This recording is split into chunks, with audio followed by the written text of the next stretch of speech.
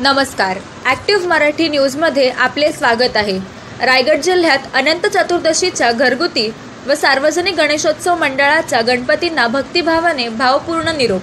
रायगड जिल्ह्यात अनंत चतुर्दशीच्या घरगुती व सार्वजनिक गणेशोत्सव मंडळाच्या गणपतींना आज गणेश भक्तांनी पारंपरिक टाळ, मृदुंग, ढोल ताशांच्या गजरात वाजत गाजत भक्तिभावाने निरोप देण्यासाठी मिरवणुका काढल्या होत्या.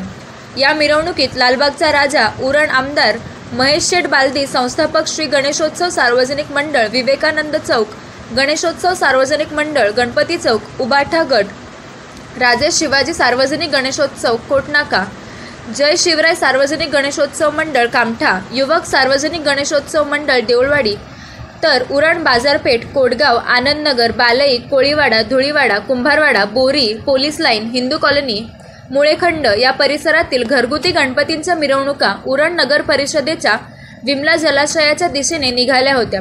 या गणपती बाप्पांचे स्वागत करण्याकरिता विमला जलाशयाच्या प्रवेशद्वारावर पुष्पवर्षाव कोटगाव रहिवासी नरेश रहाळकर, माजी नगराध्यक्ष रवी भोईर, नगर परिषद कर्मचारी व भक्तगण उपस्थित होते.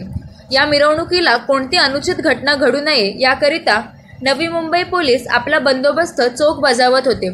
ही आहेत क्षणचित्रे. Bureau report, active Marathi news channel, Raigad विभाग संपादक रमेश थळी, उरण, रायगड.